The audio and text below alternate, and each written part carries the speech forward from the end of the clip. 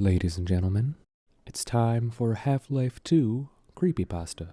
Tonight's reading, Half-Life 2, Episode 3. I'm an avid Half-Life fan. I always loved the games. They looked and sounded real, and every day I thought I was as much as a badass as Gordon Freeman. As you'd expect, I was waiting for Episode 3, but Valve kept delaying it. Now I know why. Eventually, I found a download link called Half-Life 2 Episode 3 for free. Seeing as it looked real enough, I downloaded it. I regretted it ever since. Below is my experience. The game starts off after Episode 2, with Alex still hugging Eli's body. Pretty normal so far, I thought to myself. Dog had been killed in an ensuing explosion, which is where things were a little off. After getting on the helicopter, the ride there was defending the chopper from the Combine. I noticed that whenever Gordon died at any part, the screen went static and images of the G-Man flashed everywhere, with his creepy voice addressing me. "You've met with a terrible fate, haven't you?" he said. I quickly knew the line was from the now mimetic Ben Drowned. Being curious, I kept on playing. It got weirder from there. After reaching the Borealis, an advisor lunged right at me, starting a boss battle. At this point, I had a crowbar, an SMG, and the gravity gun, so the battle was a breeze. After being beaten, EROP C-17CMB, the advisor's codename, stated, "You don't know," before exploding in a shower of gore. Blood covered most of Alex's body, but it was unnerving that the blood looked real.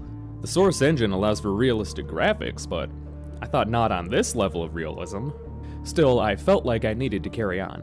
Everywhere around the iceberg, every Combine soldier and advisor I killed shed some light on the situation, often saying, "He's waiting," and "We had no choice."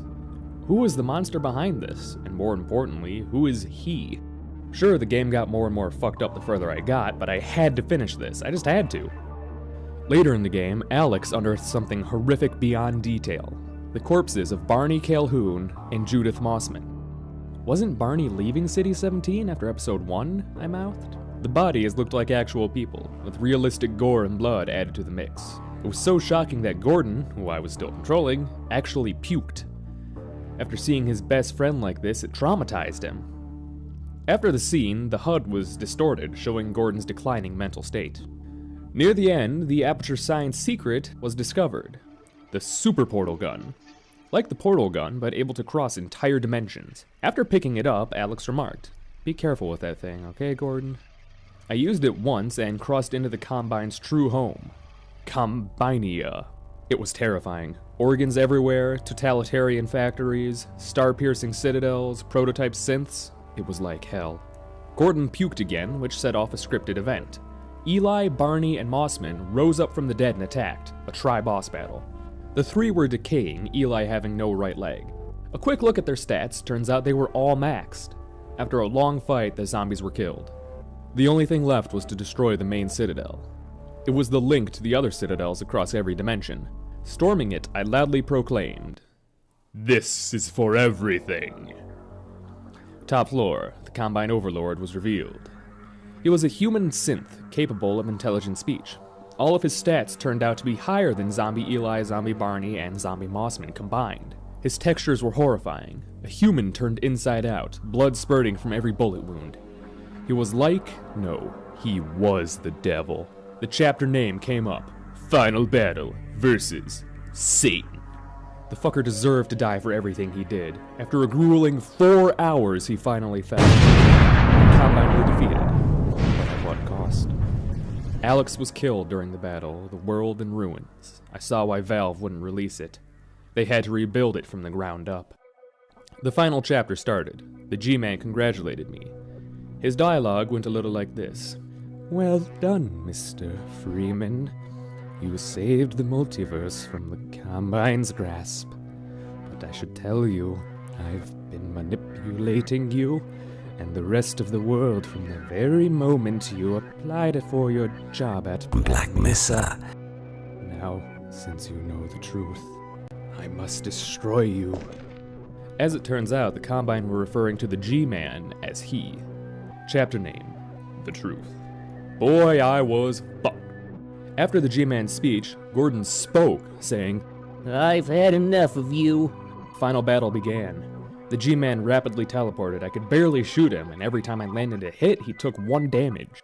He was the strongest boss in the entire series. I managed to beat him, though. After his defeat, the G-Man exclaimed, You'll never win.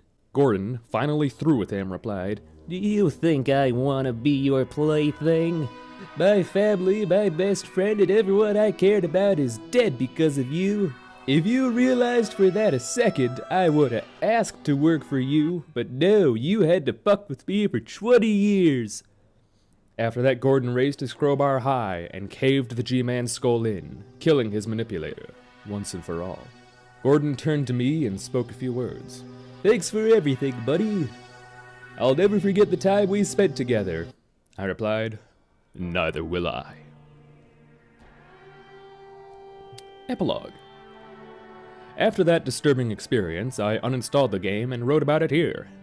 I never forgot what happened, but now it feels like Gordon is with me throughout my life, and I'm grateful for that. Valve, when you release episode 3, tell him I helped. Copyright Tal Charles, 2013. Dictated but not read. Well, that's all for now. Thanks for listening.